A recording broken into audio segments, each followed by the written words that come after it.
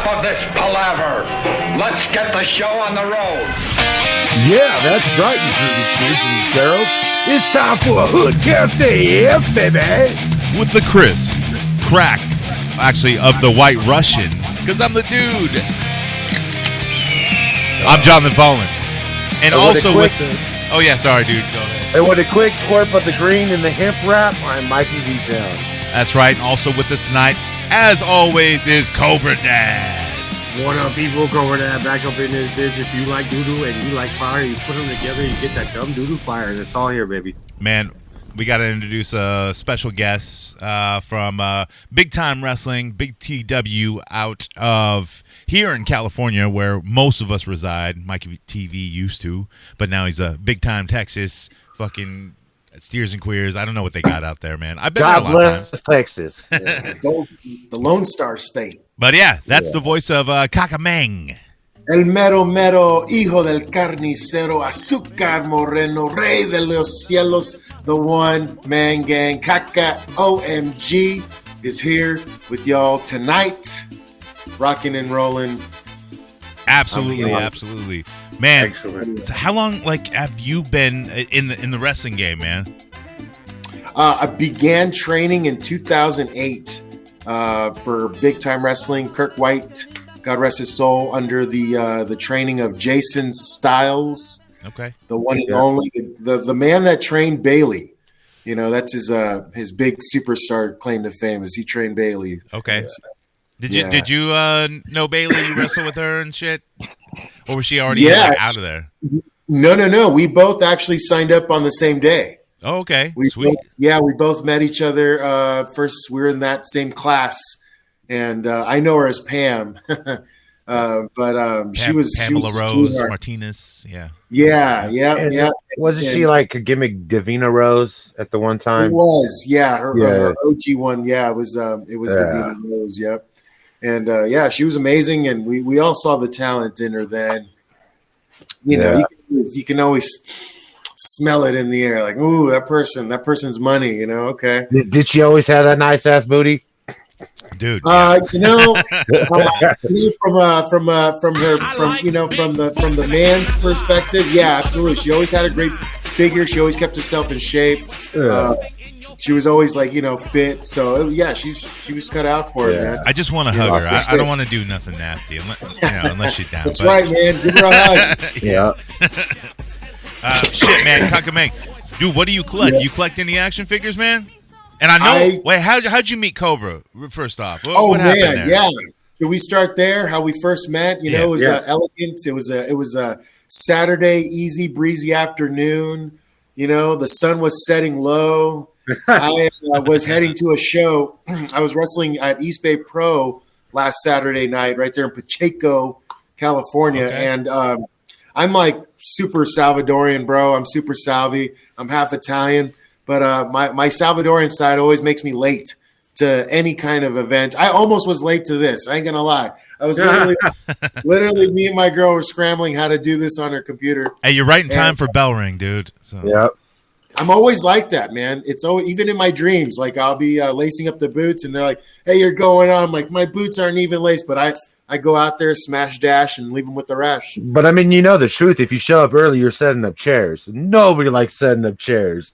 Well, no, I'm always the guy doing, making sure the concession stands nice and clean. You know what I'm saying? But usually I always show up just on time. Last Saturday, I had like oodles of time. And so I went to that comic book store. I forgot what it's called. Pot of Gold. And it sure was.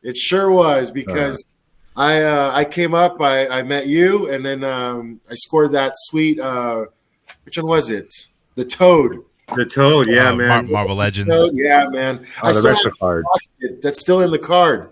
It's in the back. So you're an inbox collector, man? Or are you like open up your figures and you play with them? Man, so one day you guys all have to come up and check it out. And yes, you too, Mikey. We're flying you out. But my whole background up in the ledge, like around that, it's just this giant. Oh, yeah, I see it. Basic. It's like Secret Wars, man. It's just everybody's fucking kicking each other's ass.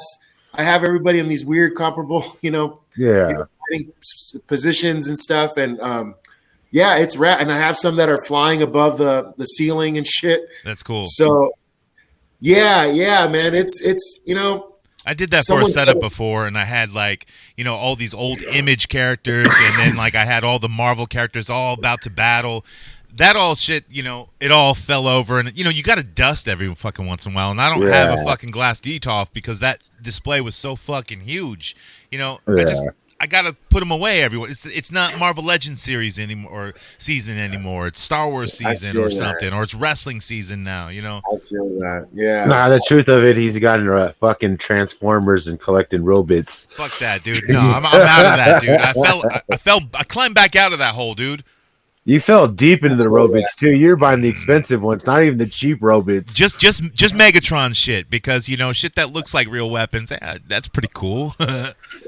Yeah, I man, if I had all the oodles of time and cash, yeah, I'd collect everything that I used to collect as a child, but after a while, I think you're trying to say something about us.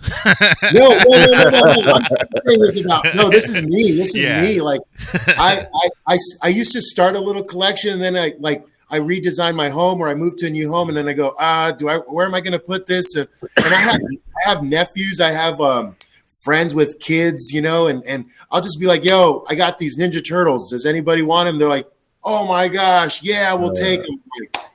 All right. You go. Funko Pops, are you a collector? You know what? I am. But that's the second wrestler.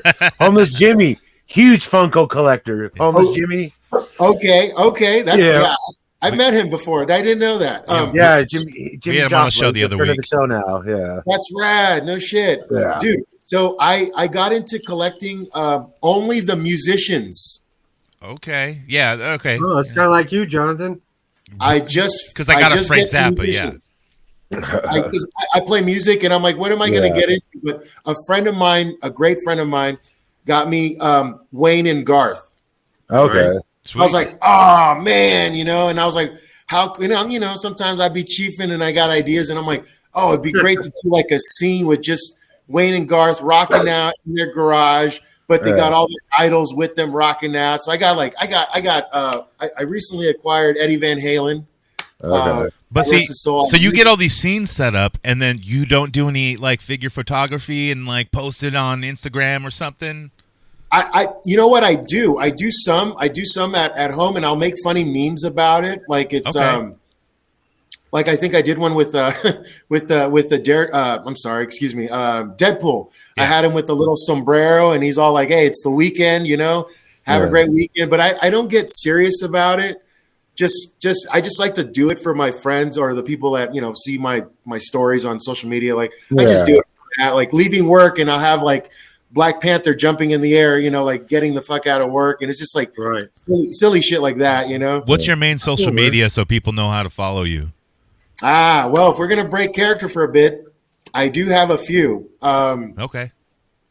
I love portraying many characters. So, in my nighttime when I'm wrestling, I'll either be booked as the one man gang, Kaka Meng. So you can follow him on the gram. He's at Kaka Meng for life on the gram. And then I also got an alter ego, like we all do, man. We all got many faces of Foley in us, And so my other gimmick name is Jerry Gigolo, Slammin' Jammin' Jerry, the exotic erotic entertainer. You can find him at Jerry JHERIBEHBEH on the gram. So yeah, man, Yeah, we all have tons of alter egos. I mean, most of mine are taken from backyard wrestling too. Wrestling with Mikey and shit. And that's where the John Fallen character came from. I mean, this is not really good. Myself. It's all man. good in the hood, man. Yeah. We all have bipolarism in ourselves, We wake up on two sides of the bed. Sometimes we wake up on the fucking where the feet are at and shit. And you're like, what the fuck? But hey. I'm still waiting for my other alternate personality, Bill Ding, the evil architect. He's going to come out at some point in time. Nice. No, that's not ever going to happen. But with this sledgehammer and shit, or jackhammer. See, the problem with me is my name is Juan, but I live as my alter ego, Cobra Dad. Right. Yeah. I operate as Cobra Dad. Until I let you like host the show and like you're the king host of HoodCastAF and you're Jonathan Fallen, you know? Yeah. Thank you. Wanted Fallen Town. Yeah. Guantanamera, remember that? Yeah. Fucking A. Hey, Man. what's your entrance music? What do you come out to when you wrestle? Oh man, so I it depends on the vibe, man. Like if I do a lucha show as Kaka Meng, typically I'll come out to something from Salvadorian, very salvi music. So it's usually cumbia music, very merengue, but mostly cumbia. And there's this one band group. They're like a group in El Salvador. They're called Los Hermanos Flores. Okay. And I swear they got some sick, real salvi, like just beats, man, that I hear at parties at my mom's side of the family, So generally, I will use that when I do lucha Latino-based shows. But every great superhero has to have his own entrance and stuff. So follow me here. So one day I was driving home from a wrestling practice, and I was probably high as a kite.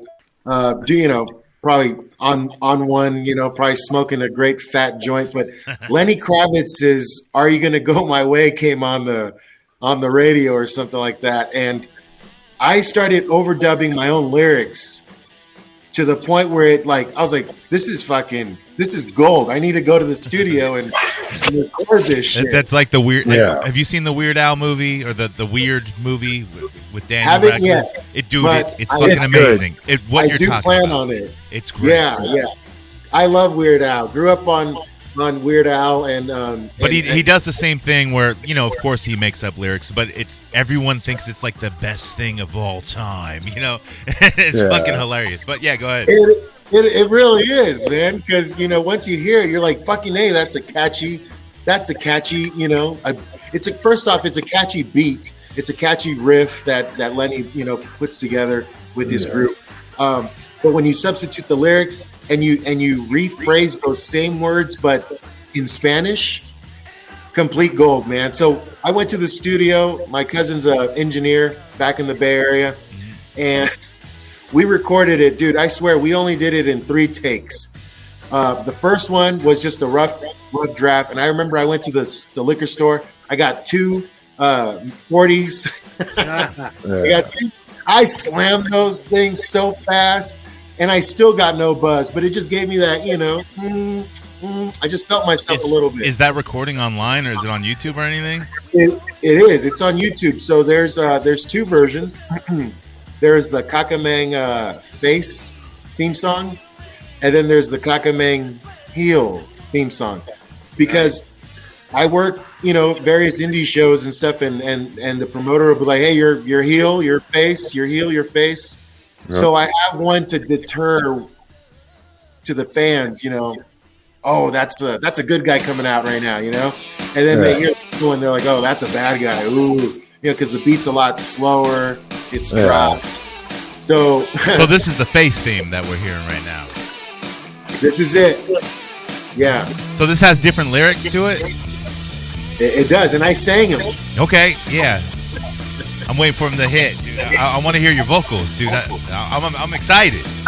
You're gonna want to join my band afterwards. I'm telling you. We'll go on tour. Motley Crue will open up for us. Nice. El vino para salvar el mundo. Él es el guapo, su guapo chulo. Uy, sale duro. Él es el rudo y es el hijo. This is cool, man. It don't sound like radio.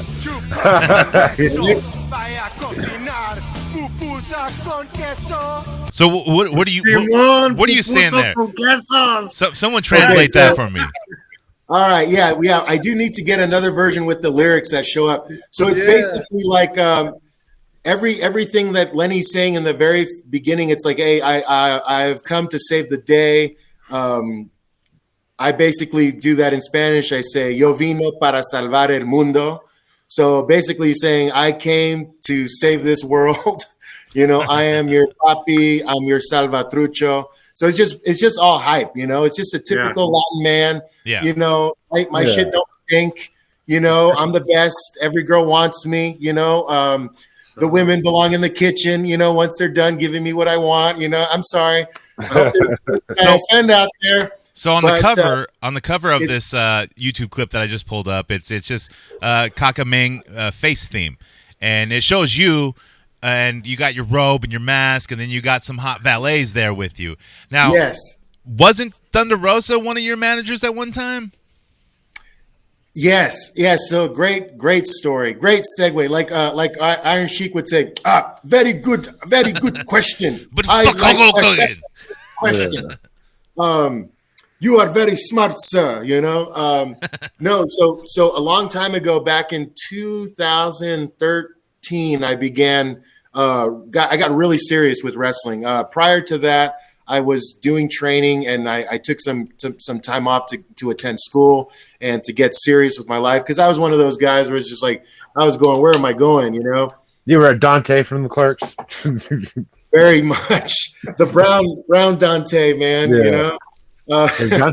Dante. With a bigger schnoz. So in 2014, I had met Melissa and her husband at a show in Yuba City, and they were sitting in the front row of this show, and I come out, all salvied out, brother. Like when Kaka Meng wrestles, man, you know exactly where he's from. He's not from Peru. He's not from Ecuador or Mexico or Bolivia. He is from El Salvador. You see it. He's wearing the robe, the big track jacket. Everything's blue and white. Does it spell out El Salvador? Because I think some other white people who are there just be like, that Mexican dude over there, he's they still say that. They still say that. Yeah. They'll still say, go back to Mexico. And then, I say El Salvador. And it just becomes a back and forth. And it's like, is this guy ever going to wrestle? He's just going to argue with these fans, Yeah. But that's exactly how I met Melissa, Thunder Rosa, is that broad wouldn't shut the hell up.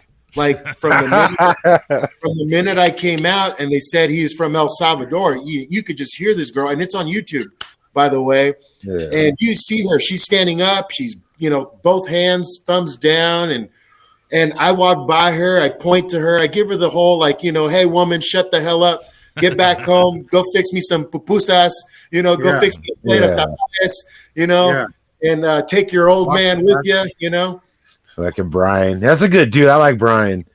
Great guy. I love him. Yeah, that's the same way I met Thunder Rosa too, though.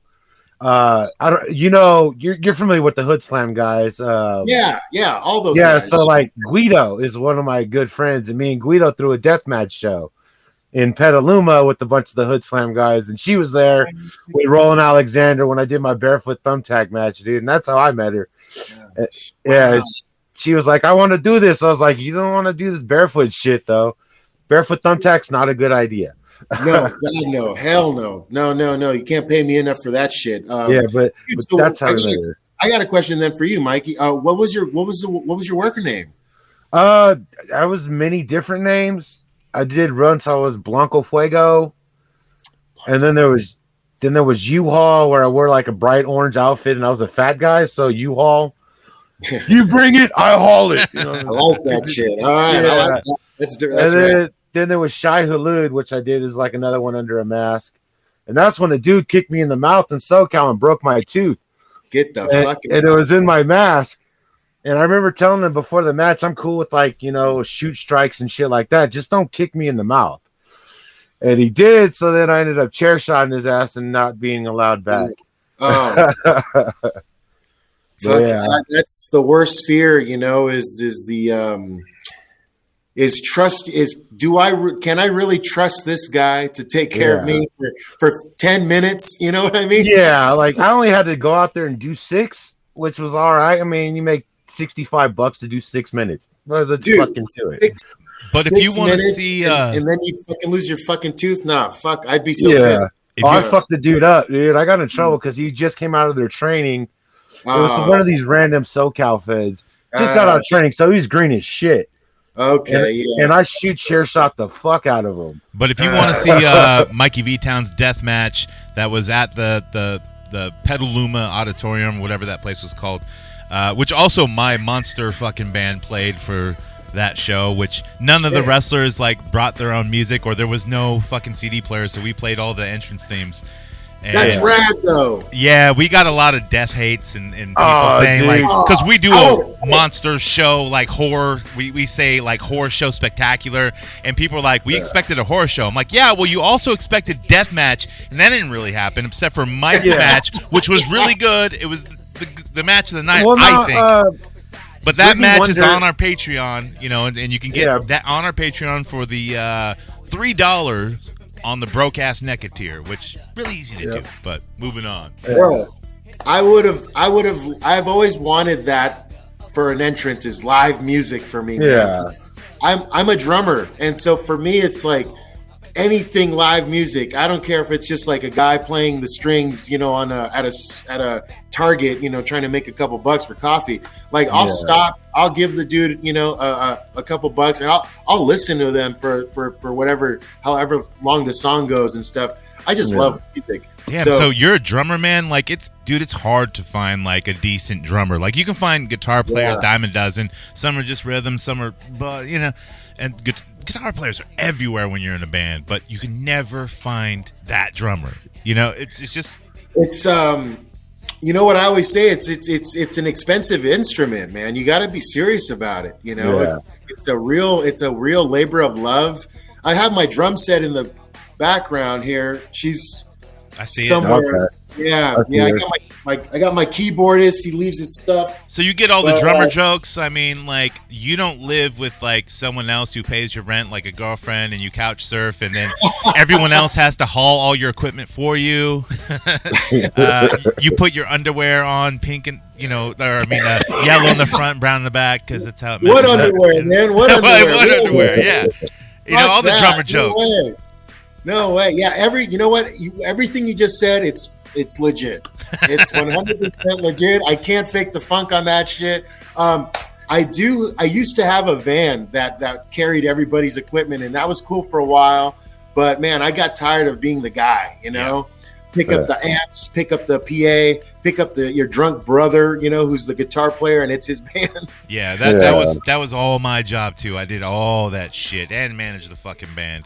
And everyone was fucking alcoholics, and so was I. And then we fucked each other's girlfriends. It was, you know, great times, you know. And then we all fought, you know. Then we got back together and played something devastating, you know.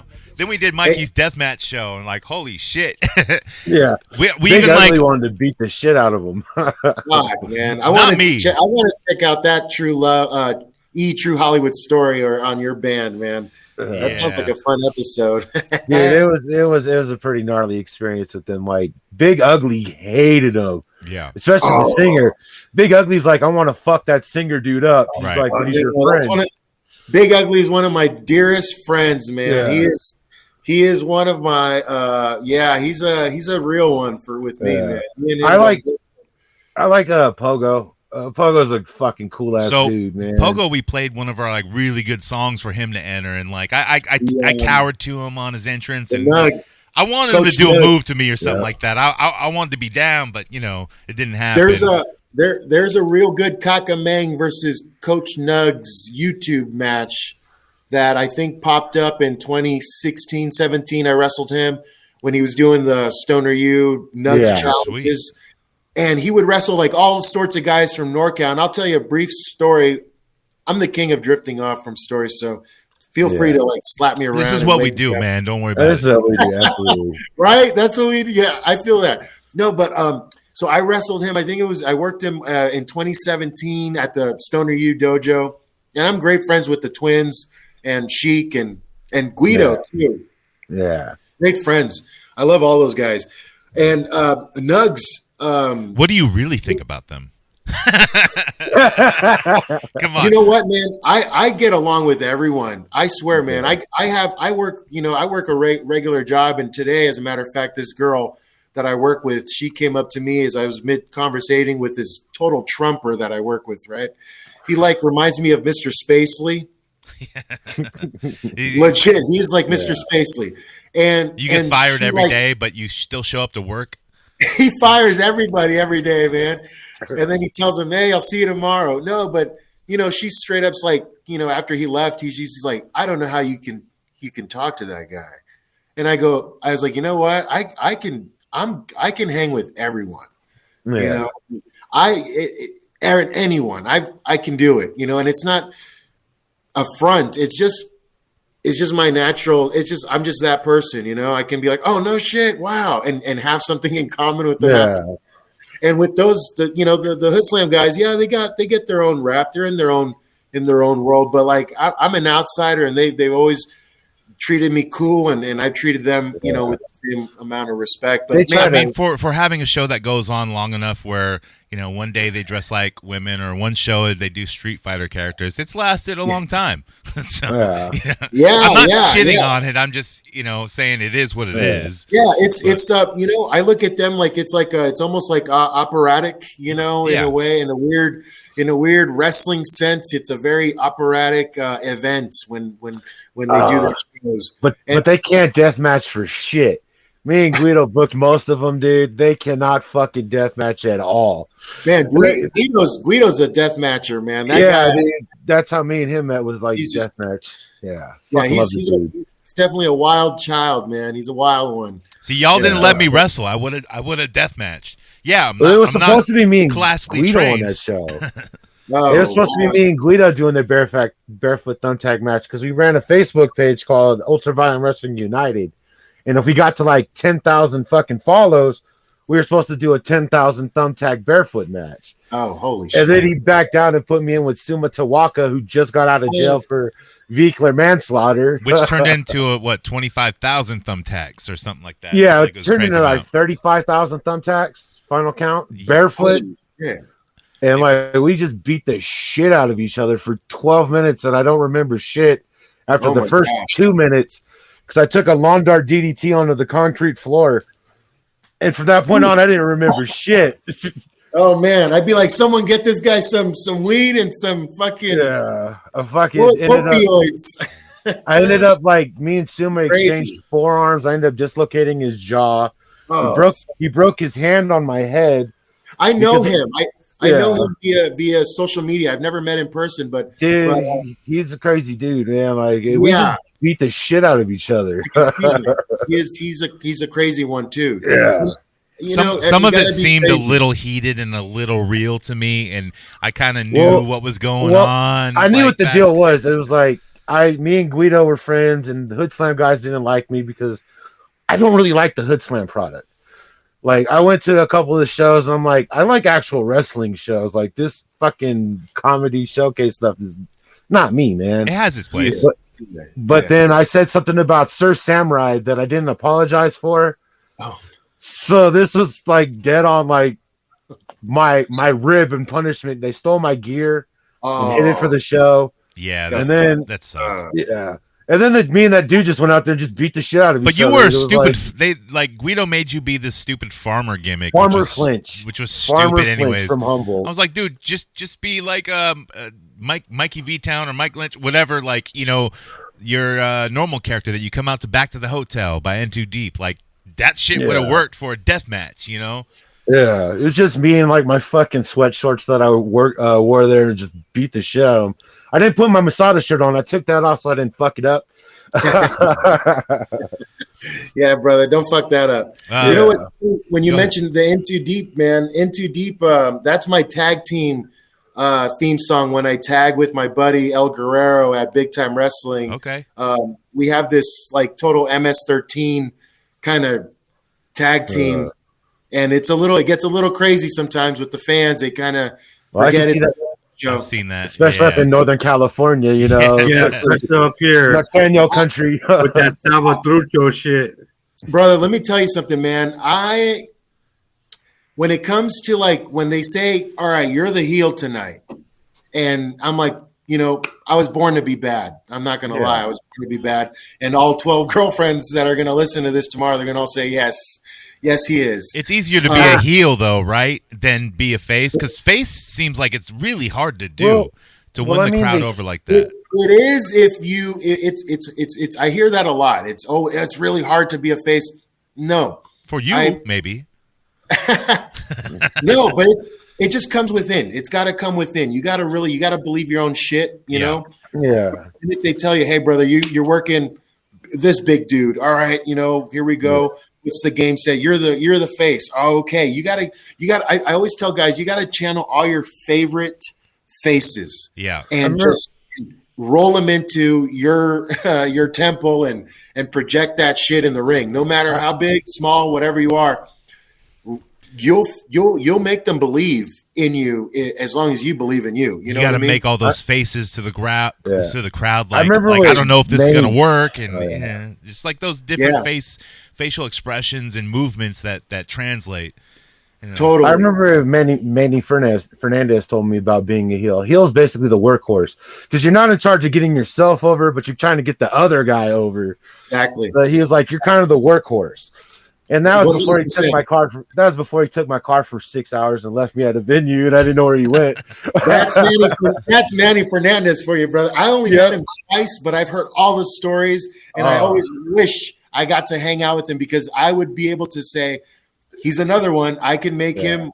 I can make him fall in love with me, and we'll be best friends. But everyone else will be like, "Fuck that guy! Why do you hang out with that piece of shit?" You send that guy to get you shots of tequila. He'll get you well and get himself Patron with your money.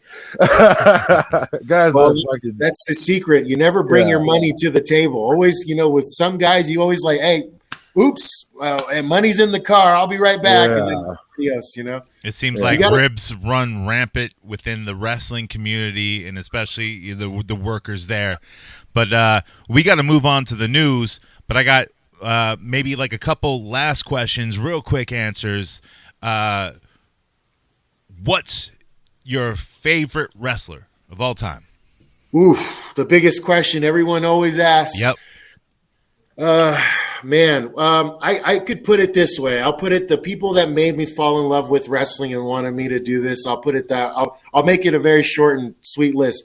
The guy that made me fall in love with professional wrestling, hands down, probably here it comes. I'd say Shawn Michaels. Okay. Easy one. Watching him, but I like Shawn when he was with Marty Jannetty. That's when I started watching pro wrestling. Was the early Rockers.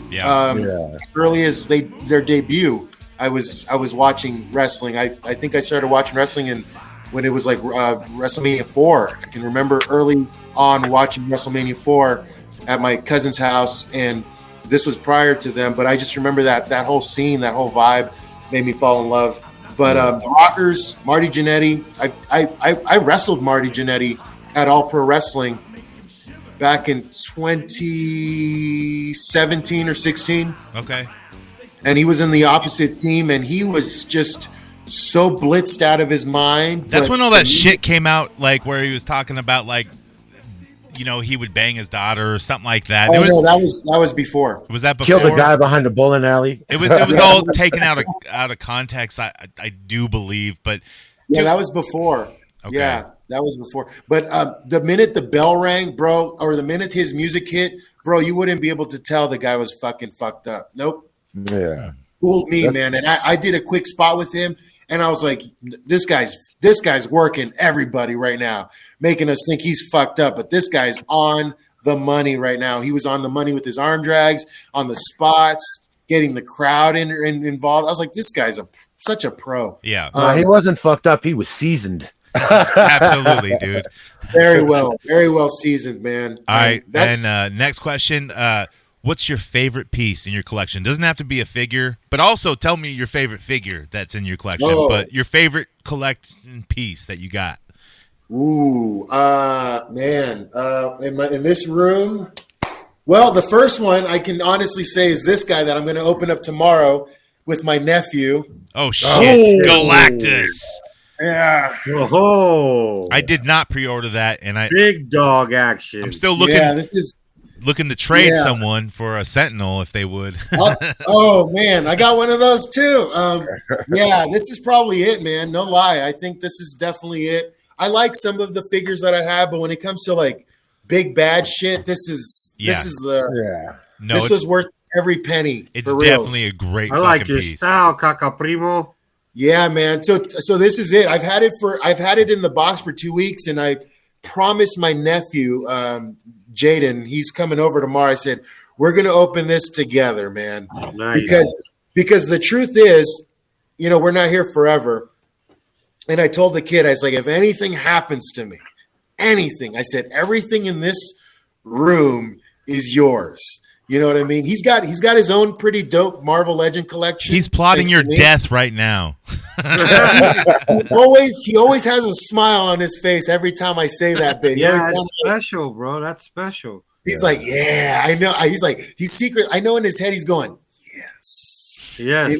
I just don't know when, but yeah. One of these days. We're gonna get loaded off pizza. I don't have too many off weekends when I'm not wrestling. I'm always pretty steadily booked. But this particular weekend is the only time I'm going to be able to see the family, because next Saturday night I'm wrestling for Santa Rosa. I'm wrestling in Santa Rosa for a company called Lucha Patron, and so I'm going to be away that weekend from these guys and stuff like that. So you got to make most of your time. Do you do Lucha Revolution with Gabe? I haven't worked for Gabe. We're cordial. We're cordial, but he's one of these old school guys that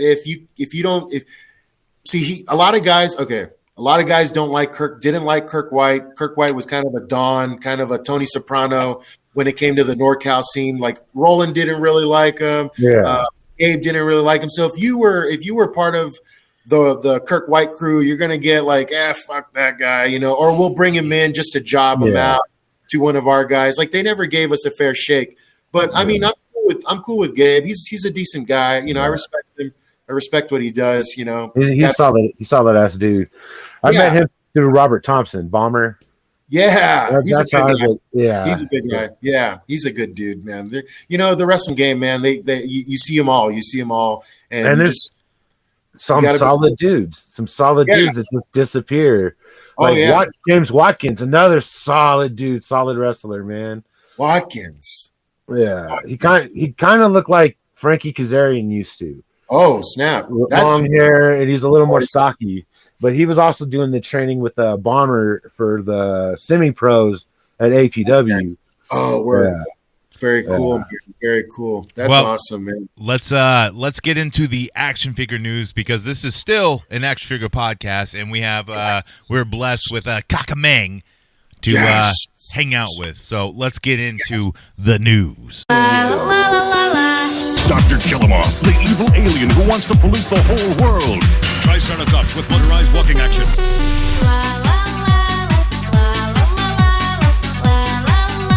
Good news, everyone! With figures and battle gear, each sold separately. That's right. We're going into the action figure news, and we also have Kaka Meng here to help us out with this action figure news. So without further ado, let's do it. This week in the news, WWE. So I guess they just put out or people are receiving their Coliseum collection. And I don't know if you guys are a fan of the old LJN styles, because that's exactly what they're doing with like the Hulk Hogan Black Card series and then the Terry Funk. But while people were receiving those, Steve Ozer, who's in charge of like the Mattel and like the certain elite lines and stuff like that, he posted photos, or maybe it was a live stream. I didn't watch it, but I've seen the photos of the Wave 2 of the Coliseum collection, and that's going to be Rick Rude and Jake the Snake, and these look exactly like their LJN figures. What? That sounds dope. Really, I didn't see those. Yeah, they look really plain to me, and of course, like, dude, we've gotten a lot of Jake the Snakes, and we've actually got this version, but in elite form. So it's funny that we got so many Jake the Snakes while he's in AEW. I think it's just WWE's fuck you to AEW. Like, you can't make a figure of him because we got him signed still for a Legends deal, bro. They can, though. Well, the last Jake the Snake they put in that wave that hasn't dropped yet is dope with the it actually had the python instead of the cobra snake. Yeah, that's the when they re-released all the figures. I got that wave. It has the Rock with the $5,000 shirt or whatever. Stuff. Yeah. With and it also has the Bam Bam, Bam Bam Bigelow, Rikishi. Yeah, no, it's a devastating wave, and to add those figures in, like they added like double arm joints and shit like that, where the old ones did not have that. So that's definitely cool. But also with WWE, they announced that Zeus from that, the Comic-Con exclusive with the Rip or Hulk Hogan 2-pack, Zeus will be in other forms of figures. Fuck yes. I need a Debo, bro. I got to get a Debo. Yeah, but he might be in the Superstars line, which is like kind of like the Remco He-Man style. So he might be in that. No. But I'm sure they'll still use him. They're going to make Elite. They're going to make all this kind of shit. Because, he was in tag teams and shit, Yeah. He was never a good wrestler, but he was there, And he was an imposing figure, though, man. When he was when I saw him as a kid, I was like, "Oh shit!" Me too. Yeah, because he was the guy that beat Hulk Hogan. Like Hulk Hogan at the time was kind of like, I would say, like Captain America, unbeatable. Like he was a superhero, bro. And this guy beat the shit out of him in No Holds Barred. When I seen that movie, I was like, no, like I was crushed. Like, oh my god, this guy's a monster. You know what I'm saying? And like you said, an imposing force, absolutely. And this is why I still love Hulk Hogan, even though all this shit that came out, and he was an N-word guy and all this stuff, and he made up for it, whatever, but still. He was a bald man that did crazy things when in America you cannot be bald or have a skullet like that and do amazing things. It's just not possible, man. But true, this brother. Dude did it. Yeah. No, that's real talk, man. I watch sometimes old 84 Hogan stuff and like the AWA Hogan bit, and I'm like, how did this guy's hair alone become a global phenomenon? It blows me, but it's just his charisma. The dude was like, he like sweated that charisma, but also I know a lot of like I've partied with like Brutus Beefcake, I've partied with the Hammer, I've partied with Nasty Boys, Brian Knobs, and they all tell me the same thing. And I don't know if I can say here. Yeah, you can say whatever you want. You whatever you want. But that's not going to work for me, brother. That 80s cocaine. Yeah. Was the driving force of Hulkamania, baby. Cocaine's a hell of a drug. And when I watched it as a kid, and I just ate because I was a Hulkamaniac in my house. It was split. It was split. We had the Hulk Hogan team, which was like me, and that was it. And then my older brother was Warriors. No, my eldest brother vaguely watched wrestling, but when he did, he was all about the Macho Man. Oh yeah, Macho. Absolutely. He's like, and this was the Macho Man when it was like when he was the Intercontinental Champion, when he was like just starting out. And my older brother was like, that guy is gonna be a fucking super. Like he's gonna be huge. Everybody's kind of sleeping on the Macho a little bit. Yeah, once Hulk Hogan gives him the rub, yeah, okay. Yeah. And then it happened, and it was like, oh shit, you're right. But my youngest brother was all Ultimate Warrior, man. Like everything was Warrior. I mean, my brother would paint his face and he would rip shirts and tassel it up and wear his tarantas and run across. We all did that. Wrestling with pillows and looking like our wrestlers that we loved. Like, dude, it was, and that's why I still love wrestling to this day. Even though I don't watch it as much, but I still watch it. I still watch all the pay-per-views, like all of them. But I can't watch the live show. It's just like I'm a grown ass man now. I can't be doing. I got toys to go out and hunt and sell. I feel that.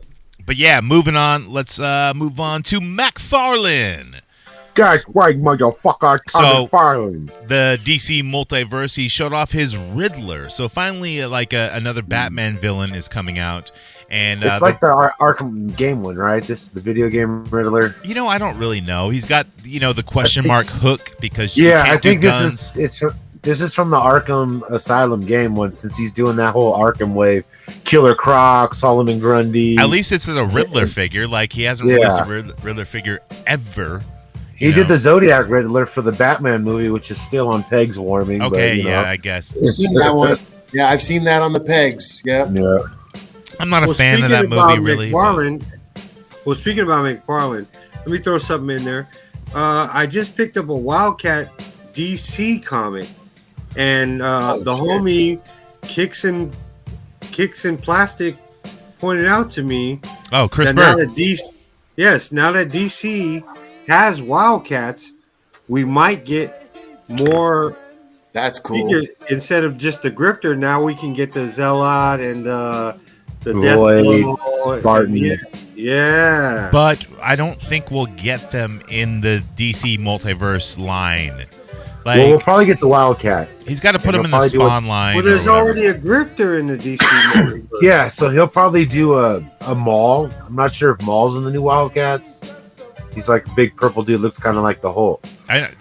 He's wearing a suit, but yeah, he's basically is kind of like the Hulk. You picked it up? I haven't even read it. No, I haven't read it. No, I know I know who Maul is from the old Wildcats. Yeah, that's cool. Yeah, I don't know. I'd like to see Cyberforce come in there, man. Like, I want to see McFarlane make some proper Cyberforce figures with articulation. That'd be dope as fuck. A Rip Claw. Anything other than Batman, dude. I want to see Image Comics shit, dude. That's what I want to see. But it'd be ill. Like, but Batman can wear so many coats. Yeah, well, that'd be sick. Moving on, Hiya Toys. So they showed off their Exquisite Super. This is what they call it. So it's a certain line called Exquisite Super, and they have a Rambo 112. And dude, it's fucking dope as shit, dude. It's all cloth goods. So he's got his jeans, his like wife beater shirt. He even has like that weird poncho that you can put over him. Potato sack thing, Hella weapons, different hands and shit like that. $80. $80. $80 up for pre-order. That's cheap. I've just pre-ordered mine from Big Bad. I just pre-ordered mine from Big Bad Toy Store because they got a Jean-Claude Van Damme Bloodsport Diamond Select coming out that's up for pre-order. I haven't got there yet, dude. We're gonna get there, man. Like, hey, let's do it now. Diamond Select Toys. Yeah, we're gonna give them props. Diamond Select, dude, big props. They showed off the Van Damme figure. Now, the normal head, I don't think it looks like a custom to me, but the secondary head where he's bleeding and screaming, he's got the open mouth and he's screaming and he's bleeding. Dude, that fucking head looks fucking great. It's straight from Bloodsport, and he's like about to do. That's where he's blinded. Yeah. Oh yeah. He's got the knot, dude. He's got the fucking Van Damme knot on his forehead, man. It's fucking. I like it. Dude. I'm gonna have to get it. Kumate. So that means he's gonna make probably fucking the main dude, Bolo Young's character. I don't know. Dude, and Diamond Select Toys, they just make random shit and then they're done. Yeah. They don't make a whole line. They just make certain characters. Oh, cool. Yeah. The biker dude is Ogre from Revenge of the Nerds. Nerds? Yeah. I don't like nerds. Wait, the dude from the Nerds, wasn't it Lamar? Nah. Not Lamar. Lamar's the black dude. Yeah, Lando Ogre was Lambda. Ogre. Yeah. Nerds, Ogre, okay, He's cool. That's the homeboy from Bloodsport. That's right. He was in Bloodsport. That's right. But this Van Damme is sick as fuck, dude. Like, me and Fallen have been talking for a long ass time, talking about we need a fucking dope ass Van Damme figure. And also, dude, on Amazon, Van Damme has his own show called like Agent Robert Van Damme or something like that. And dude, he plays himself. It's a satire. And basically, he's a secret agent who's been doing these acting jobs while doing secret missions. So he's still doing it. Yeah. And it's dude, the show only has one season, but it's hilarious. Like, bad guys come back from like Time Cop and shit like that, Bloodsport. Dude, it's so fucking funny. Like, I don't know, some people hate it, but if you're a Van Damme fan and if you've seen all these movies, you're like, oh, that's fucking funny. It gets more ridiculous each episode. You got to watch it. It's on Amazon Prime or something shit like that. It's I'm gonna check that out. Yeah. Who doesn't like nostalgia, man? I love nostalgic shit like that, man. That's why we collect. Exactly. That's why we collect. Yeah, man. Hell yeah. I get so sad when I hear one of these guys and girls, that I used to follow pass away, and I'm like, I grew up watching them, like, oh my gosh, it sucks. Yeah. everybody's kind of like dropping dead and shit. And you just, I cherish that I still get to see people like that still hone their craft and make money. Dude, especially in the wrestling business, man. Wrestlers drop dead all the fucking time. Yeah, man. Yeah. It's sad, man. But at least wrestling is a lot healthier nowadays. Like, true that I've heard. So, it's not a bunch of cocaine parties anymore. It's more like Adderall parties. Now they got organized. Yeah, now they got the organization Cauliflower Alley. They got that shit helping wrestlers out too, man. Cauliflower Alley's doing big things.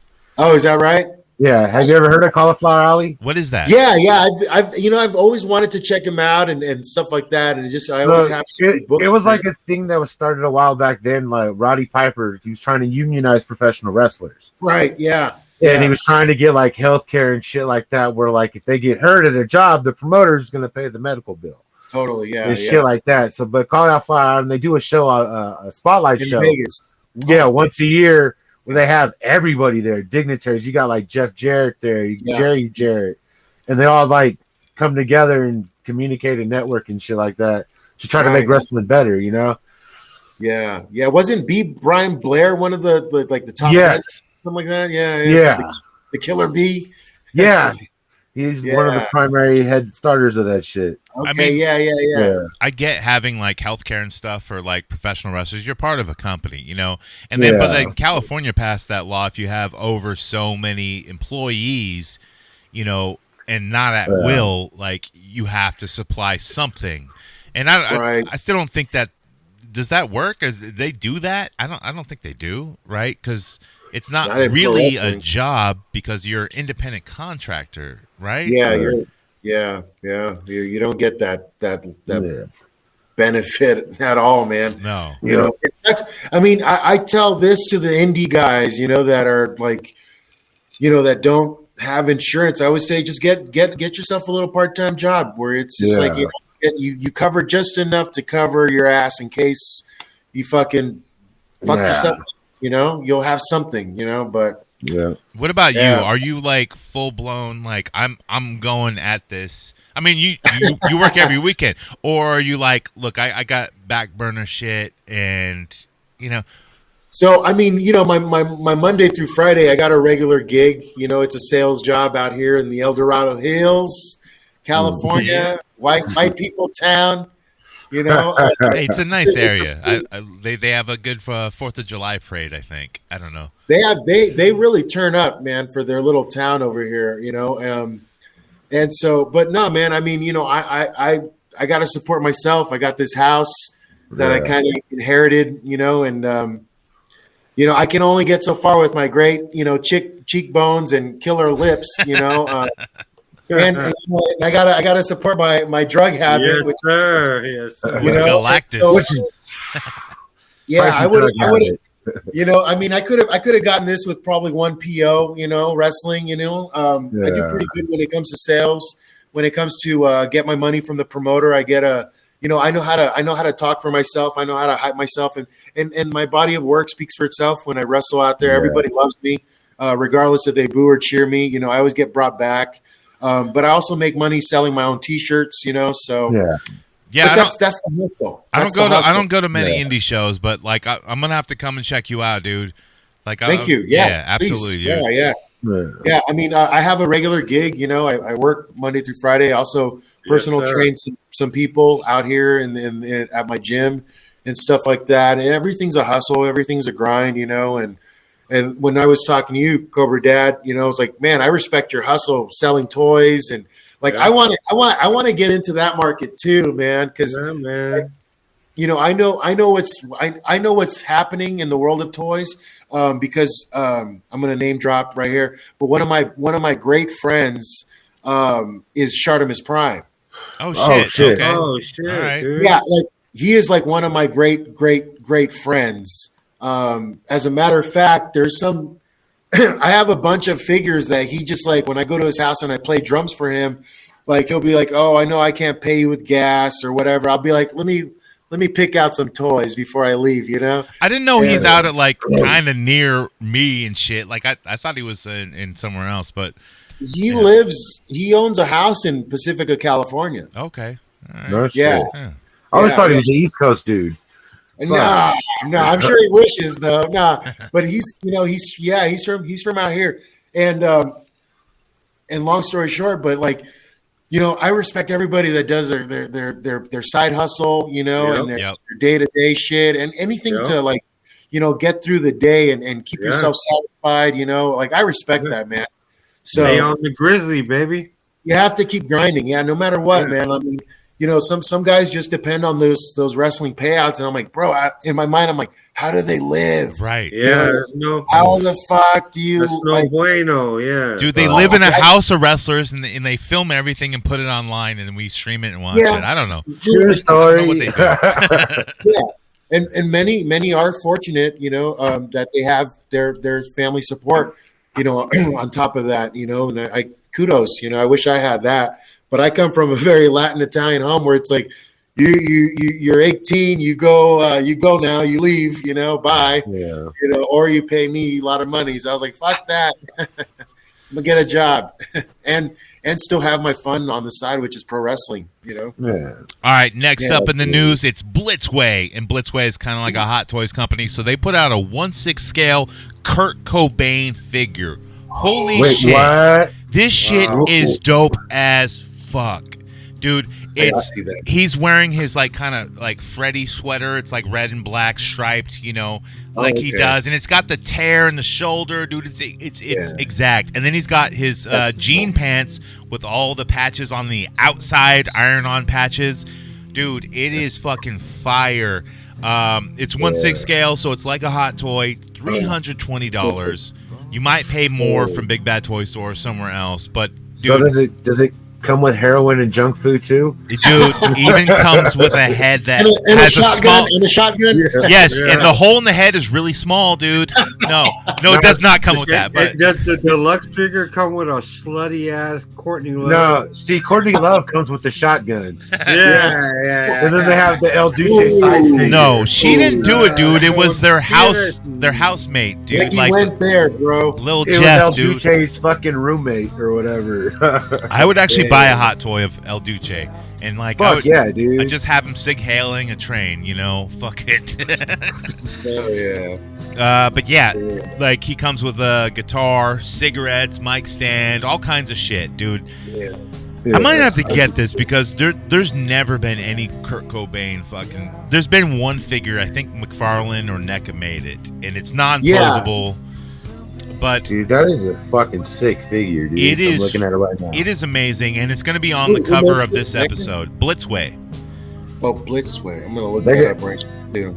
Dude, I might have to order this shit too, man. Fuck. Yeah, $373. Look up 1/6 scale Kurt Cobain Blitzway. It comes right up. It's look, if you get in early on the pre-orders, and I think it's the deluxe edition or something like that they call it, you get the white glasses, the big rimmed chick glasses that he wears. Nice.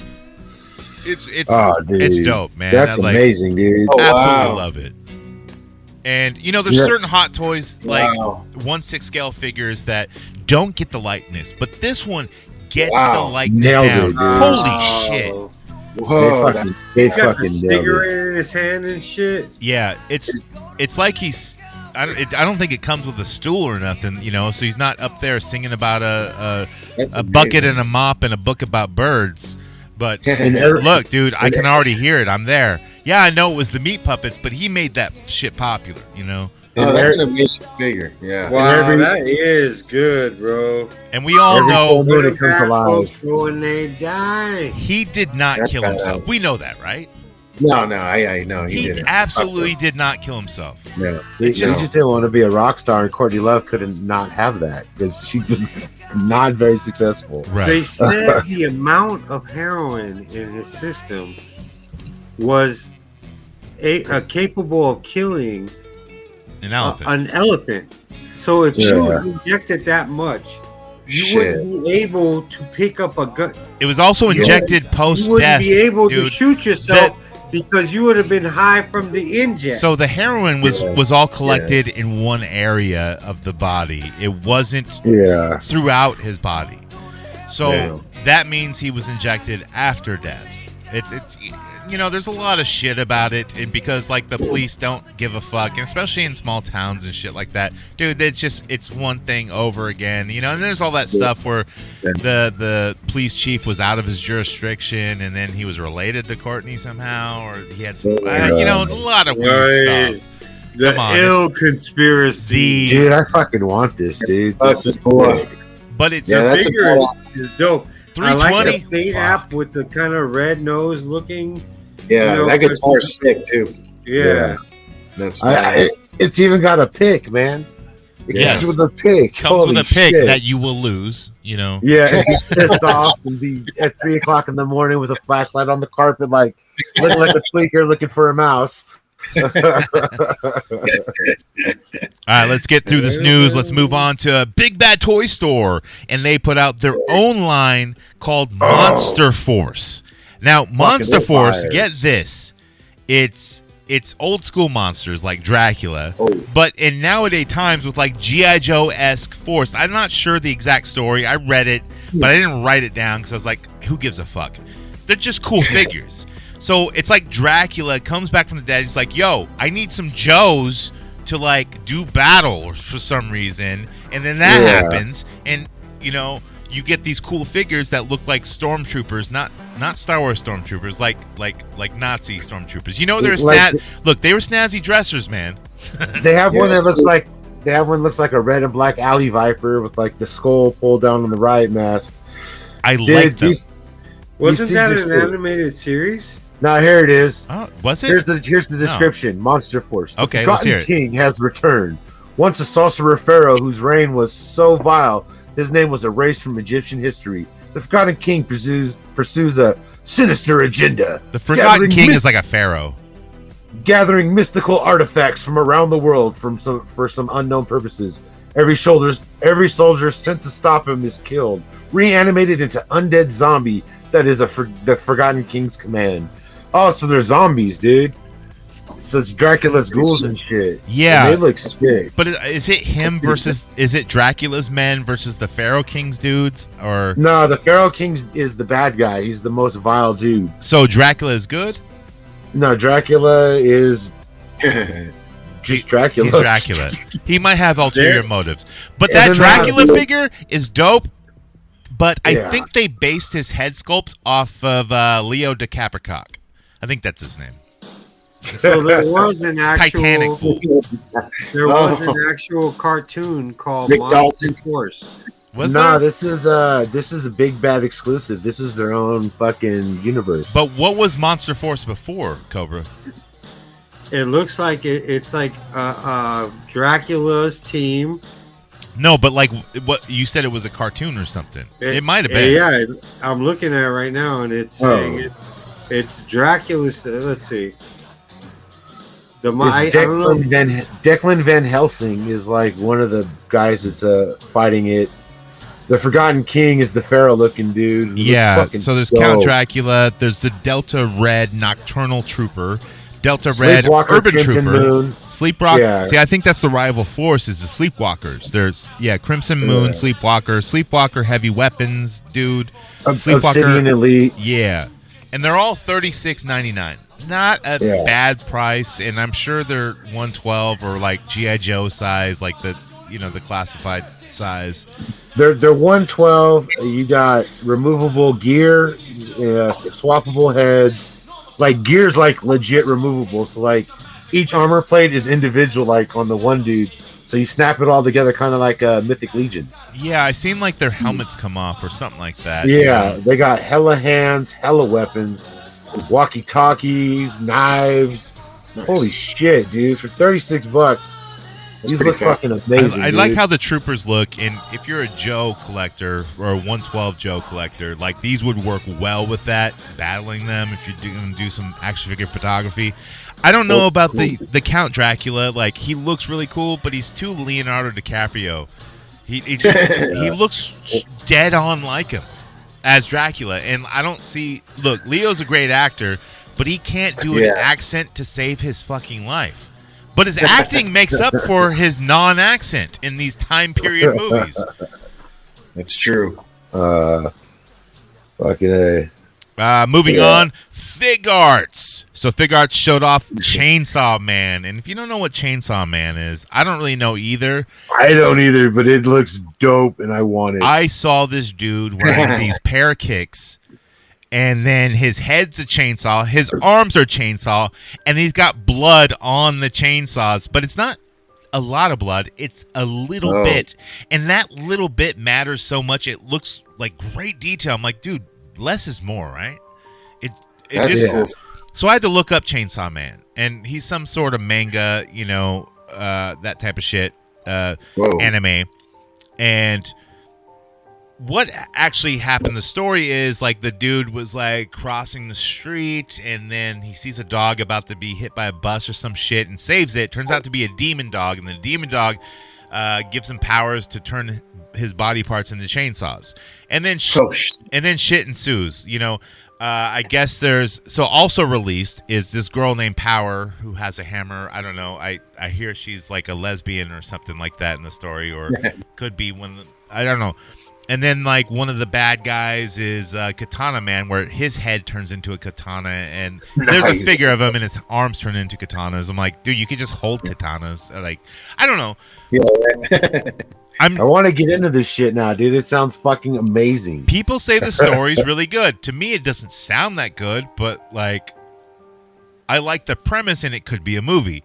I hear it's supposed to be a Netflix like series, animated series, or something like that. So I'll check it out then. The figure of Chainsaw Man definitely looks cool. Yeah, it looks rad. Also with Fig Arts, they showed off their Carnage from the movie Venom, Let There Be Carnage. And dude, this is hands down one of the best Carnage figures I think of all time, dude. No one's done Carnage right. Even though this is from the movie, which is not very good, but still, like, for a Carnage figure that nobody has made right, this one looks fucking dope. It has all the, like, the streaming tentacles and all that shit. Even though it's from the movie, you could use it for your comic book fucking shots and shit like that. It just works. Ooh. Yeah, don't all comment at once. Nobody fucking cares. Well, I'm trying to find it. Yeah, I was trying to find it. I want to see this. I know. Yeah, I'm like, Look, does it have the Woody Harrelson head? No, it doesn't. It's just Carnage. Oh, I'm out. I mean, it might. I don't know, because they only showed off the display unit. So, look, I'm just going off pictures. Oh, wow. That's badass. I fucking liked the movie, man. I thought it was great. I don't think it's great. It's fine. It was entertaining. It was worth watching. But it's not a movie that, like, I need to buy this. I need to own this. I need to rewatch this a million times. I need to watch it at fucking Thanksgiving time. Not going to happen. Oh, it's on Stars, so you can just watch it randomly whenever you want. Or not. You know what's funny is I got the plug at La Pulga, and the Pulga is a drive-in. Yes. It's a theater. And it's one of the most rockin' drive-ins to be around, like, that's still around. People barbecue before in summer. Yeah. It's like a party. And I got the plug, bro. I got posters. I can get posters from the movie, and I have a Let There Be Carnage poster, right? Hey, like, movie posters like are worth money over time. Like the real movie posters that one sheet. Yeah, the one sheet. But it's not like a poster you go and buy. It's got the whole actors on it and everything. Yeah, dude, those are worth money, man. To the right collector, like, save those, dude, and try You to can put them in a plastic sleeve. Yeah, they have like these long plastic sleeves. You can put them in. You I can go got online and price. Batman. I got the most recent Batman. I got the No Way Home fucking Spider. Dude, those are money, money, man. I got the Morbius. I got a Morbius one too. I know that's your favorite. That's dope, dude. Hell yeah, dude. Morbius is. What do you got them just rolled up and? Yeah, they're just rolled up right over there on top of my shelf. You can sell those, man. Yeah, dude. Like those are big money. It's, I mean, anywhere from $50 to $100 each, dude. Like they go as long as they're in good condition. Right. Well, they're kind of beat, but okay. Yeah. So then $20. Yeah. So basically a Spider-Man No Way From Home movie poster, official one sheet will fetch you about $45-$50. Dude, all right. I got one right here. Money. Lastly, moving on to Hot Toys. So their 1/6 scale. They showed off their Thor: Love and Thunder Gore, which is Christian Bale. Comes with all his shit, you know. This is a dude who doesn't even know what Marvel is really. I love Christian Bale. I love American Psycho. Yeah, one of my favorite movies of all time. You know, but he's a great Batman. He is a great Batman. He's a great Bruce Wayne too. You know. Yeah. And those were, Christopher Nolan movies written by Jonathan Nolan, who is a huge Batman fan. I wish they continued more with that series, but I guess 3 movies was enough. And then we had to get Fat Flick. Batman. Well, no, I think they're gonna do. No, Bale won't do it no more. I think they were trying to do a 4th fucking movie because they're doing their multiverse shit in DC now, where they're supposed to have fucking Michael Keaton Batman with Pattinson Batman and Affleck Batman all in the same movie at one time. I don't like that. I think Batman needs to be his own story because he's Batman, dude. He's a troubled individual. I wouldn't mind it, but it seems like they're just trying to coattail off a Spider, right? The Spider joint. Yeah. But DC's been doing it for years, dude. They have the 52 universes. They have they've been doing that shit since 86. I know, but once someone already did it on screen and you want to do it, exactly. It's okay. That's what I mean. And Spider-Man did it twice. Remember, they did Into the Spider-Verse too.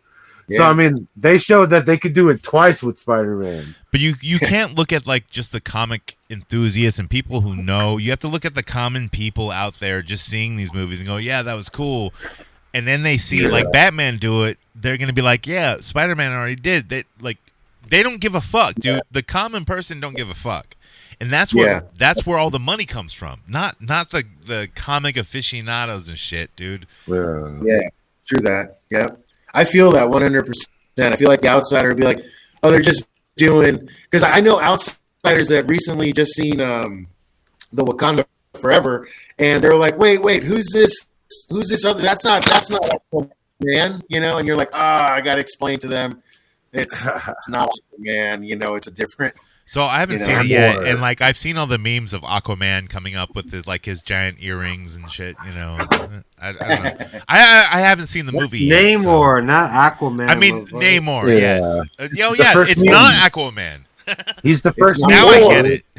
He's the original mutant. It's Namor. Yeah. He's got great fish barilla. All right, let's move on to recent acquisitions. I think a discount, girl, you can give it to me. Walmart employee, Target team member. Give me that shit, give me your phone number. Call me later when it's in stock, yo. We got that Casey Raff 2-pack. Gonna sell it to you out the motherfucking bag. Cause you Hoodcast for life. Gonna be there, gonna take it real nice. Recent acquisitions of what we picked up this week. Kaka Meng, all guest pro wrestler. What did you pick up this week?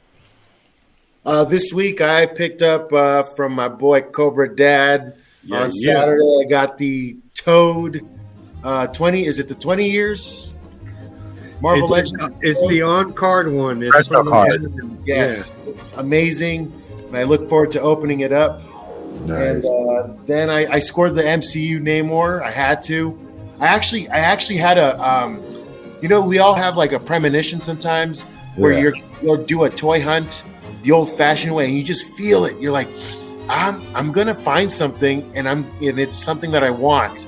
And my girl, she's like, Sunday morning. I get let down by that a lot. So do I. So do I. But sometimes you feel it in your intestinal fortitude. Yeah. My girl's like, I gotta go run some errands, and I gotta go to Walmart. And I opened my eyes opened up, and I was like, I'll come with you. And she's like, what? Yeah. She's like, for real? She's like, you sure you don't want to just stay home? I was like, no. I'll come with you. And of course, when we got there, I was like, see ya. And wait, you jet straight towards the toys. Oh yeah. I don't fuck around. Does she get mad about that? She understands. Nice. Okay, then maybe you can explain to my wife why once we get to the store, it's not like we get there when they first open, but I feel like if I don't get to the toy section, my first stop, I'm going to miss out on something. Right. And she doesn't understand. She's like, you leave me there by myself. I'm like, what can happen? You're at Walmart. You know? Exactly. Yeah, exactly. I know. I think my lady personally likes it when I leave. I think she's like, cool, peace. Yeah. And I'm happy that she's okay with it, because I came back and she all of a sudden, like the night before, like 2 nights before when we saw the movie, she turns to me and she goes, babe, I think I like Namor more than Aquaman. And I'm like, just shut up. And so we went to the toy section, and I got there, and I came back, and I was like, and I just looked at her, and I was like, babe, I found him. And she was like, oh my gosh, she doesn't care for toys at all. But she was like, you found Namor? And I was like, it's Namor, you fucking idiot. And I showed her, and she was like, is this for me? And I was like, hell no. Dude, that guy's fun to find. Did you open him? For Christmas. No, he's still in the box in the back. He's on top of my, he's chilling on my safe right there. I have a safe in the back. But there we go. He's chilling. He's waiting to be open. I'm gonna just do a big opening tomorrow, man. I'm gonna open all sorts of shit. I got U.S. Agent I just picked up. Oh, sweet. Yeah, and then the Herald Thor. Man, that's a great figure too. That's an ill figure, dude. It's gonna go perfect with the Galactus, you know. Yeah. It's beautiful, man. So those are my acquisitions, and then I got my nephew. I was starting to get his little Christmas stuff going, and I ordered a. He loves Toy Biz. He loves Toy Biz. I got him the Ravaged Spider-Man in the box with the the lizard face. I found that figure at like an antique shop for $1, and dude, I sold it for $90. Oh my gosh! No, dude, I hunt and fucking sell, dude, and especially thrift shops like in the middle of nowhere. I think I was like somewhere towards Bodega Bay, like out there in that area, and just found it in a random toy bin in a fucking antique store. Dollar figures, dude. And I think they thought it was like a beat up figure. I'm like, no, this is Ravaged Spider-Man. You don't understand what this is. Of course, that I have to explain to them what it is before I buy it for $1.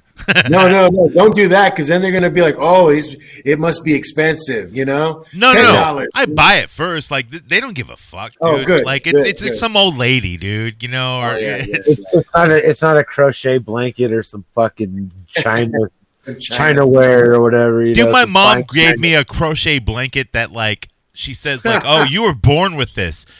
Do you know do I know where that blanket is? She gave it to me one fucking Thanksgiving. Mind you, this is the Thanksgiving show. Do I know where that blanket is? No, it's at the fucking dump. I don't give a fuck about a pink crochet, pink and blue blanket that you fucking dude. I don't give a fuck. Dude, what am I gonna do with that? It's I don't know. Yo, Cobra, what would you pick up? Bro, not a damn thing. Cobra Dad is on broke status for the next 2 weeks. Dude, are you fucking nothing? You absolutely fucking nothing? Nothing. Stupid. Well, I did pick up a comic book. Wildcats. We were talking about that earlier. Yeah. So that's about it, man. As far as figures, it's not going to work for me, brother. Not a damn thing. You're on an action figure podcast. You're required to physically buy something at least once. What about you, Mikey? Mike TV. Well, I fucking can't find shit in the stores out here, so I hit the mail pretty hard. I got a pretty decent check. So I ordered Mayfx Asbat. It's for that John Paul Valley head, the Mayfx version. Yeah, it looks a little weird and bulky to me, but maybe like that's the way it looks in the package. But when you pose it looks better. It's the right color scheme that the suit was. Like the Todd one is hella light blue. That's the thing about the Mayfx figures. They don't look good in the package. They're meant for posing, dude. You got to pose them. It's mostly for the Jean Paul Valley head. I fucking saw the Hiya Toys pre-order up for the super exquisite Rambo, so pre-ordered that, even though I am still waiting on shit for like 2 years now from Mezco. Yeah, don't we all? Yeah, I just got my charge went through for my Constantine, so Constantine should be finally coming soon. Dude, yeah, like that's what I heard. Like Constantine is coming soon, and dude, I fucking, I wish I should have pre-ordered that, and I didn't. I got my shipping notice for fucking Gomez. Union Gomez will be coming Monday, so I'm gonna play mine right here. I'm gonna play hooky from work and sit home and smoke bowls and watch death matches until my shit. Boy, what a great show! That's a perfect day. And then I fucking went and ordered the Mezco Robin. Oh, you did? Oh, you went and did it? Yeah, I've seen it. That's pretty cool. I mean, I have hella Batman. Hella Batman's is Batman's. So I need a Robin. So I'm jelly, bro. You know that's up my alley. Yeah, so when I start posting those pictures, I'm gonna be like, you should have probably ordered it, Cobra. I can't. That figure is fire. You know, I'm a fan of the figure, but that price tag, I just can't handle it, man. Dude, that's a high-end figure, dude. You at least need one. Maybe I'll get it for you for your birthday. Maybe we'll collectively get you a high-end figure so you know what they're about, dude. There you go. Yeah, go fun. But you know what? I went to Target today, and I was there for other reasons than looking at toys. But of course, I had to look at the toys first, you know, just to check it out. And of course, dude, they had so much shit, like preparing for Black Friday, I guess. Ooh, right. And you know, but normally the figures are all picked through. But I find at the back of all the wrestling figures, like I see a bunch of CM Punks here and there all hidden, like people trying to hide it and buy it later.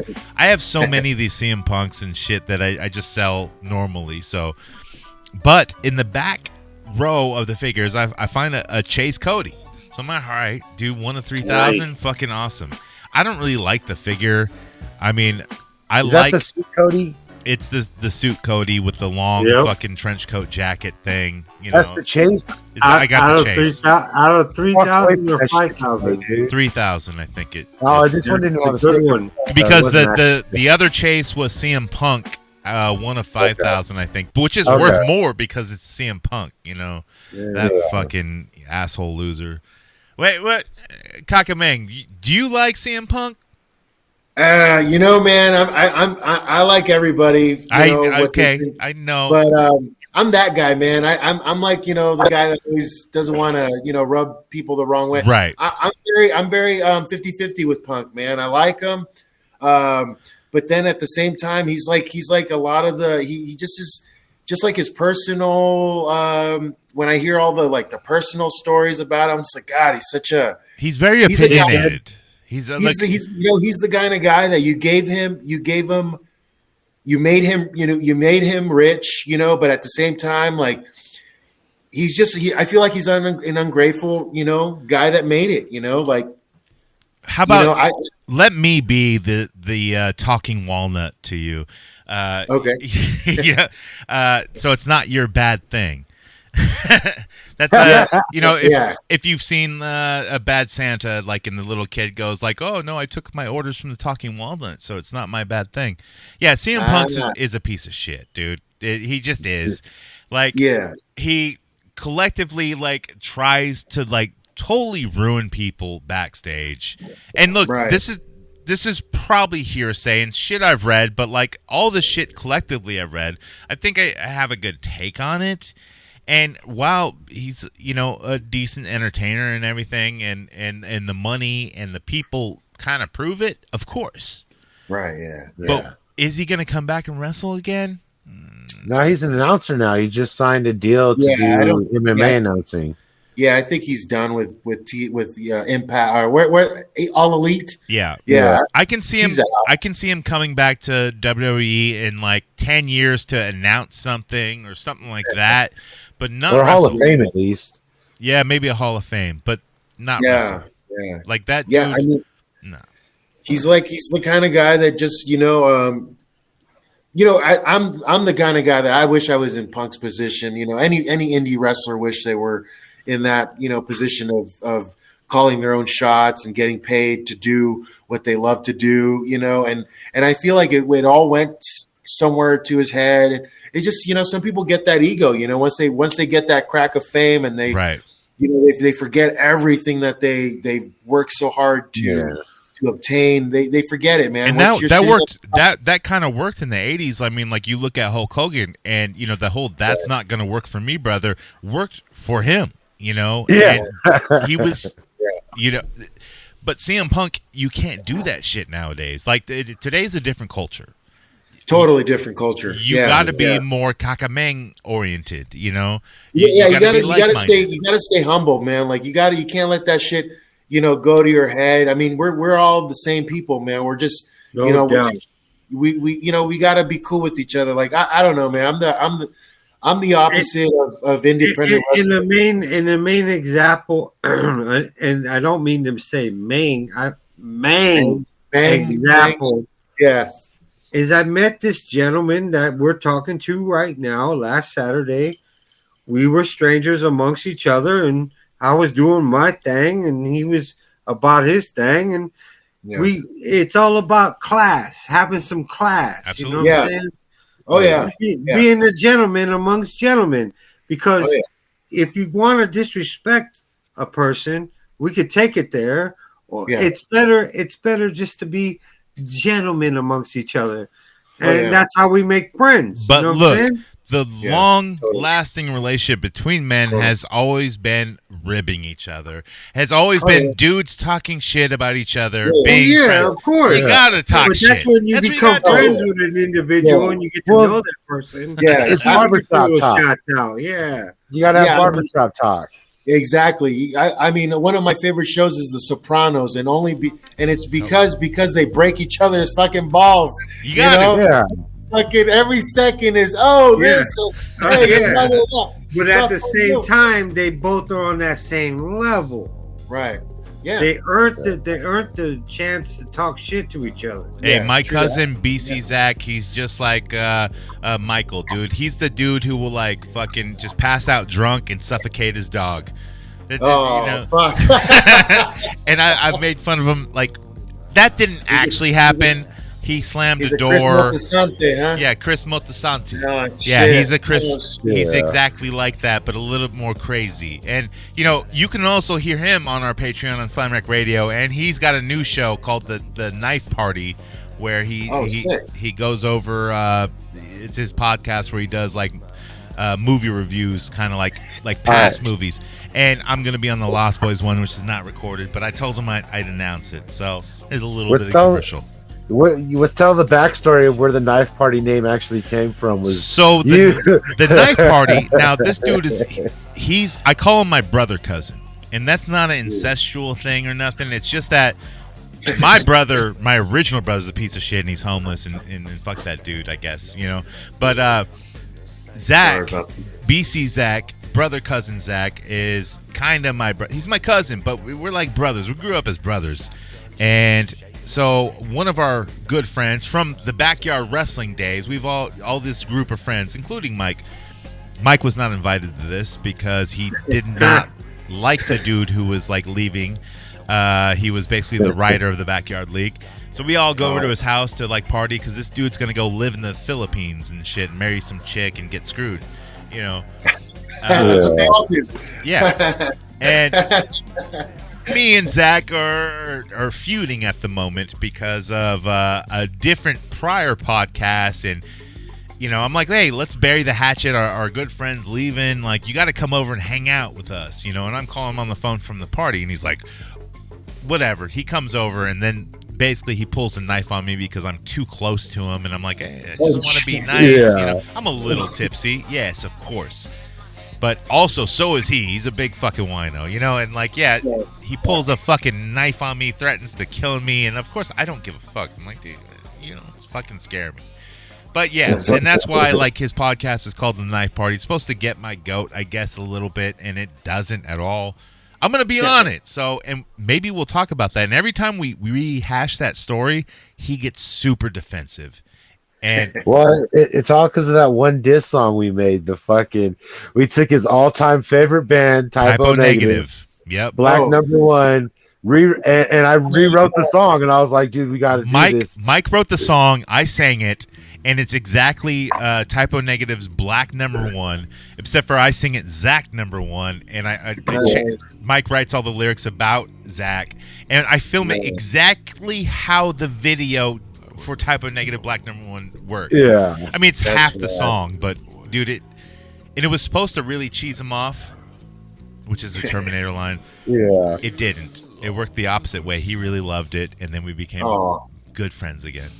Yeah. But we're brother cousins. You know, that's what brothers do, I guess. Threaten to fucking kill each other. Man. It's an amazing fucking song, though, too, dude. Like it's like one of those like epic diss songs, because he was trying to do some diss shit too, and it's just so epic of a diss. We did a whole episode dissing him.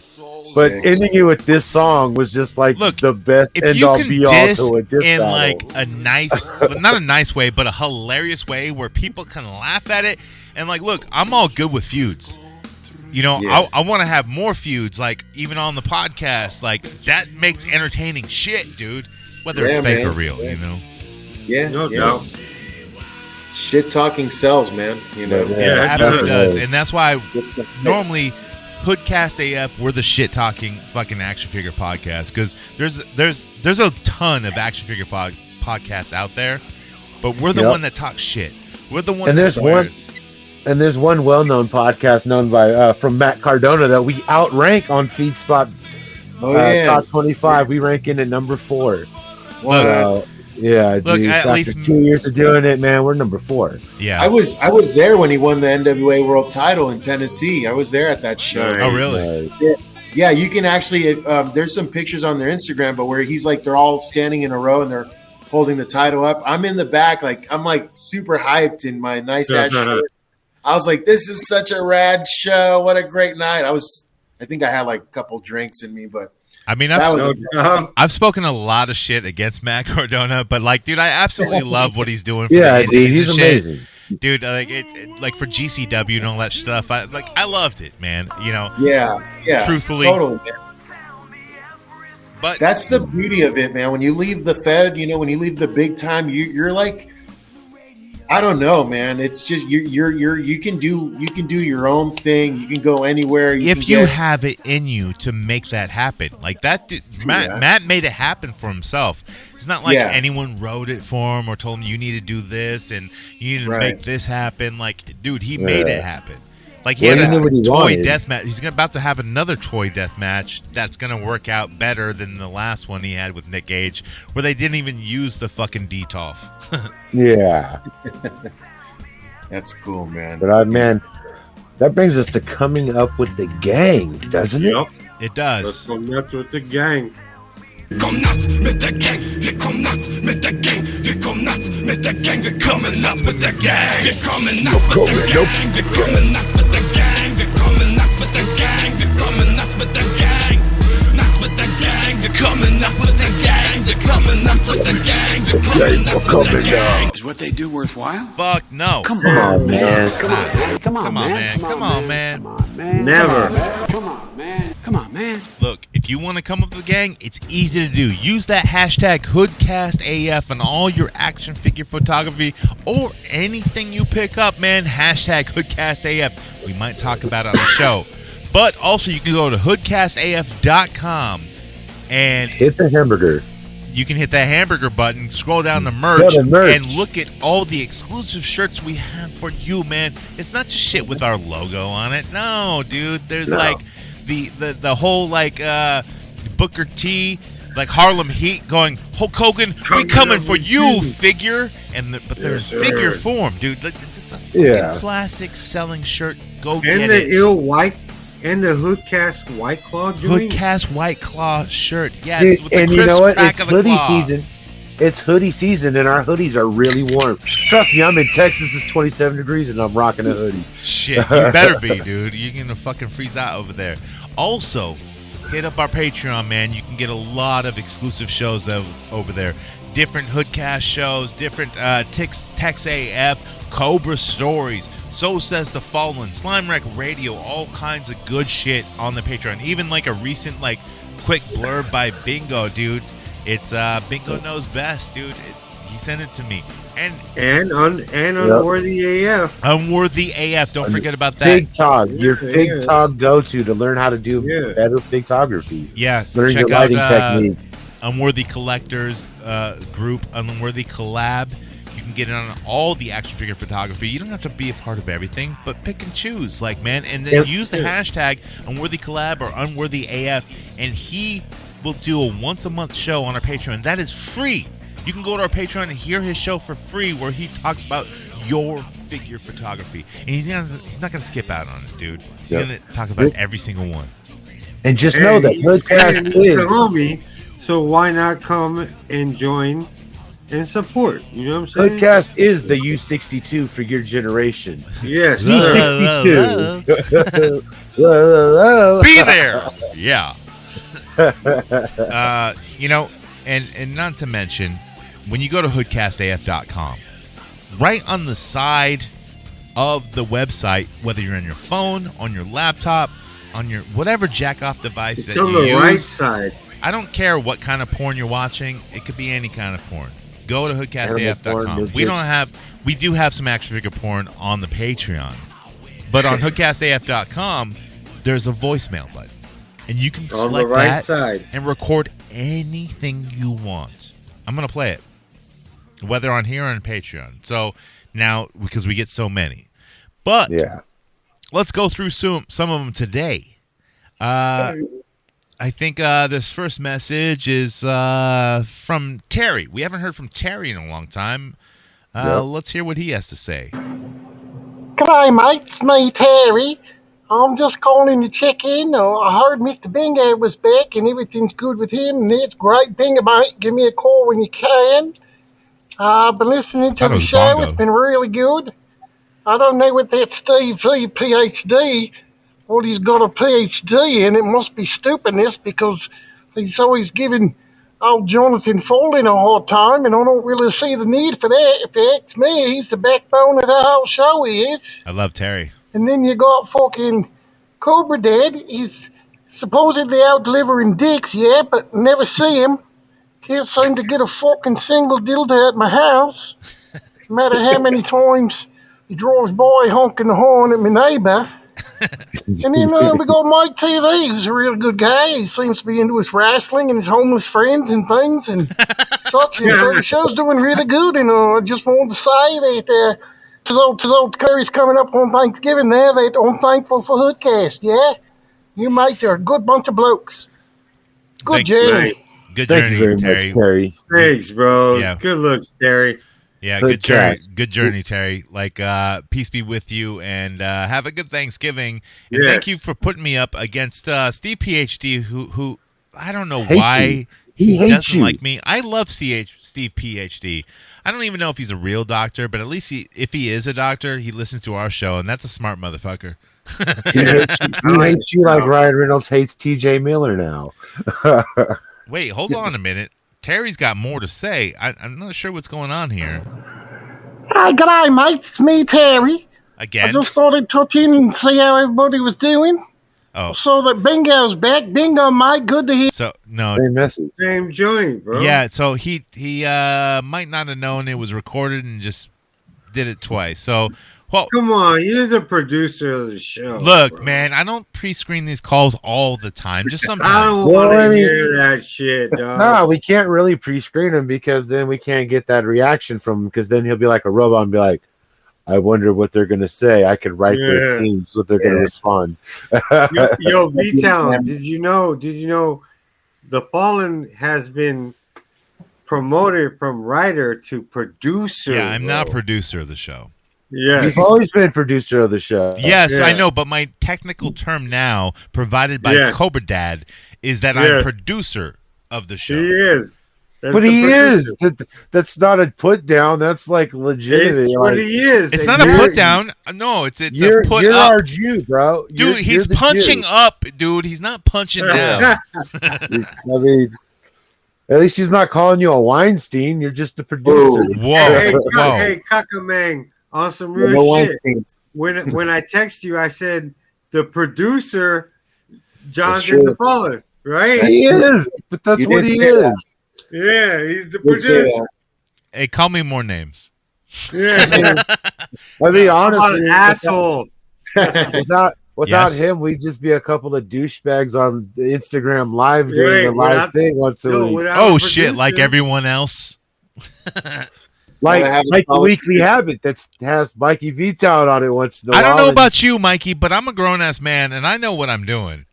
Hey, V-Town, I don't want to kill your vibe, but you gotta start producing some more views when you show up.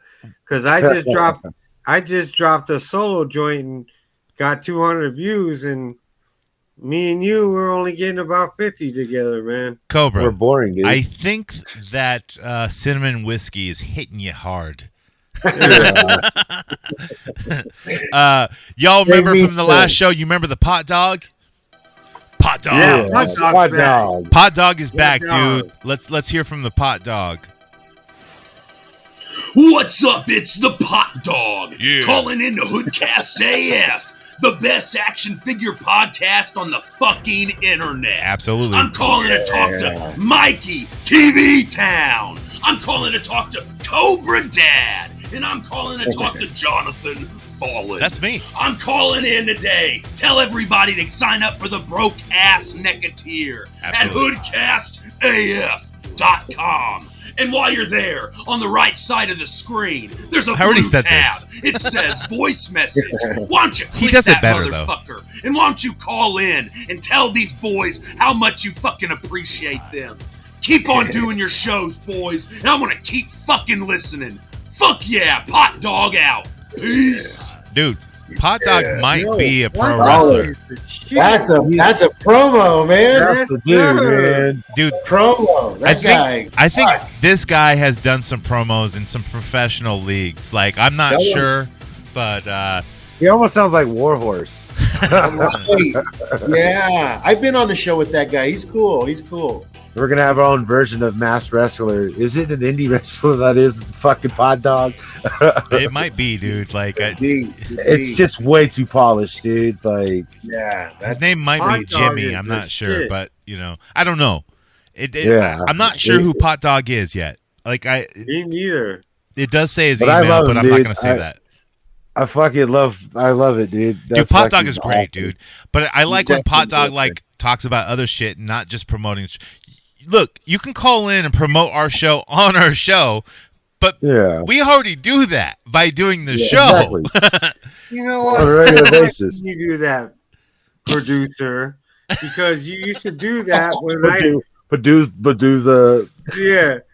I used to call in the beginning, you would go. I used to call in and be like, shout out this, and you'd be like, I don't need us to shout out on our own show. Pot dog's killing the game, dude. Until he doesn't. Okay? Look, pot dog's great right now. I'm just saying, like, everyone has their their B side. You know what he reminds me of? Like, the pot dog also reminds me of The Simpsons. What was that dog? Poochie, dude. Yeah, Poochie. Poochie. That was Homer, though, right? Homer, yeah. Yeah. And Super 7 has a Poochie figure coming out that will probably never come out, at least within the next 3 years. So that's awesome. We got another voicemail call. I don't know who it's from. It's blank. No one left anything. So let's hear who this is. HoodCastAF, what's up? It's First Steve of all, Z. let me say, great show last week. I was really glad to hear Jackson's little best friend, Jimmy, call in. I think those two are a match made in heaven. Who?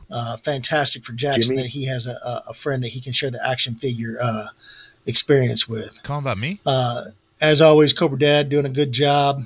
Mikey TV, I don't even know where the show would be without you, man. You carry the show like no other. There you go. And then I just wanted to say that I heard one of the listeners call in. I don't remember his name. Said, he was thinking about joining Patreon. Didn't know if he wanted to, but went on and on about how good the show is, which I would agree with. But he did, he couldn't decide if he wanted to join the Patreon. And this is what I'll say to him, man. Shit or get off the pot, dog. Anyway. Oh, shit. God bless Texas. Oh, shit. God bless Wait a minute.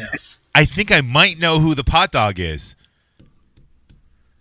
You think it's John Dan Connor fucking? I think it's fat John Goodman. I think it's John Goodman.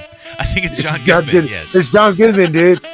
Dude, I'm gonna get that real doll. You're gonna get your life-size John Goodman, dude, for your house. From the very real John Goodman. No, now I want signed by John Goodman. Now I want a life-size Roseanne sex doll. No, but posable joints. So the ill subliminal shit or get off the pot, dog. Yeah. No, we all got that, Cobra. Did you not get that? Yeah. Aliens, man. We got another call from it doesn't say, so let's just hear. HoodCastAF, what's up? First of all, let me say great show. Sorry. Good job, producer. Dude, he's remixing it, dude. Let him do his thing. Dude, remix. It's the remix to Ignition. He the one, dude. Like Khaled, he the one. He's doing better as the writer. I need a little poo-poo. Little pee-pee. It's because he's vaping now. He's not smoking cigarette no more. Yeah. He's having his Newport withdrawal because you can't find a vape that tastes like a Newport, bro. No, okay, like they all like it's all water vapor, dude. All right, here's the one last call. HoodCastAF, what's up, Steve Z? Hey, man, I didn't call in week before last, and I heard something on the show a couple weeks ago that disturbed me. That Bongo the Clown, man, he was kind of going after my boy Cobra Dad, talking about his old lady, and he does that every time, sexing her up and things like that, man. Cobra Dad, I got your back. If we need to hire that Canadian bounty hunter to track that dude down, we'll track down old Bongo, man. And then we'll get a little Marcellus Wallace action going on him, where we get a pair of pliers and a blowtorch and get medieval on his ass. Anyway, just let me know if you need some help. Say what again? Otherwise, man, God bless Texas. God bless HoodCastAF, boys. Dude, Steve is getting so much better on call-ins, just these two in a row. Like, he has the clearest call-in voice ever, dude. And like, dude, I bet you he announces like sports and stuff. He's like, that's right, he's on the line and he's going for it. You know what he is a doctor of? English pronunciation. Yeah. You know what he does? He's in those rooms where they train doctors to do like surgery, but he commentates it like wrestling. He's like, and he's going in with the separator now, and it's like golf. You can't cheer or nothing. You have to just do golf clap. He's going. Yes. He is now splitting the septum. You know. And, and then Jerry Seinfeld throws a fucking delicious mint in there and somehow cures the wound. I don't know. But that's all the calls for today. That is coming up with the gang. And gentlemen, I think we did it. I think we did. Thanks, guys. Thank you. The one Kaka Meng hanging out with us today, dude. You are a legend for hanging out with HoodCastAF, dude. HoodCast, thank you, man. It's fucking much amazing. Appreciated. Oh, much love, guys. You guys rocks. Right on, man. Hey. Yeah. Also, give us your last plugs of where to find you and your next matches, all that good shit. Yeah, Kaka Meng will be wrestling next Saturday in Santa Rosa, California for Lucha Patron. And tickets are still on sale, and you can look them up on their Instagram at Lucha Patron and Facebook Lucha Patron, Twitter Lucha Patron. And then a week from that, I will be in Orange County wrestling for All Southern California Wrestling. It's a company out there in the OC, and I'll be wrestling as Jerry Gigolo. Who's going to be wrestling on that show? I will be wrestling on the All Southern California Wrestling. My opponent that night is a guy from Arizona called Gino Rivera. He's a pretty cool, shit-talking little wrestler, and he's a badass, in the ring too. And cut us a promo, dude, against a Jerry, a Gigolo character. In my best Jerry Gigolo. It's all right. This is the exotic, erotic entertainer, slamming, jamming Jerry Gigolo. I'm here to thrill, spill, and steal all the chicks in all the land. And Jerry Gigolo's heading down to the OC in 2 weeks to kick Gino Rivera's culo from A to Z, from pillar to post, all the way through the coast, because I'm the best, I'm the baddest, and all the girls want to ride me like Space Mountain. Ooh wee all night, baby. Yeet, yeet. I'll let you go. Yes. Okay, the very first wrestler promo on Hoodcast. But you know what? You hear that in SoCal. He's coming for your ass. Yeah, that's right. Your ass is mine. Hey, man. Thanks for fucking showing up. Thank you, man. Oh man, I love you guys, man. Send me some info. I want to rep one of your shirts. I want to show some love, man. Dude, right on, man. HoodCastAF.com. There's the hamburger button, which is the menu button. And there's a scroll down link that has the merch on there. But also, yeah, I forgot where I was going with that because the Nirvana just fucked me over, dude. Like I feel like you're thinking about that fucking 6 scale Kurt Cobain. Like I need to pay, dude, and it's like, too much money, like right now. Yeah. It could be a nice Christmas gift for me, but like, look, it's not going to come out for another year. So how am I going to rectify that with my wife? Not going to work. Well, then when it comes in and it finally comes in as Christmas, you just randomly wrap it and throw it in the tree. Like, oh my god, what is this? Kurt Cobain. Wait, Santa is real? Holy shit! That's awesome. Yeah. Well, always on Hoodcast, we don't say goodbye. Hey, good. We say. Good journey. Hey, man. Fuck yeah, dude. Right on, dude. Yeah, fun. Fucking hey, dude, you're way more entertaining than what I was gonna do. The Dirty Ron's probably next on one of those. Oh man, if you Hand orders. Don't say goodbye. Say good journey. There's an old Eternian saying, live the journey, for every destiny is but a doorway to another.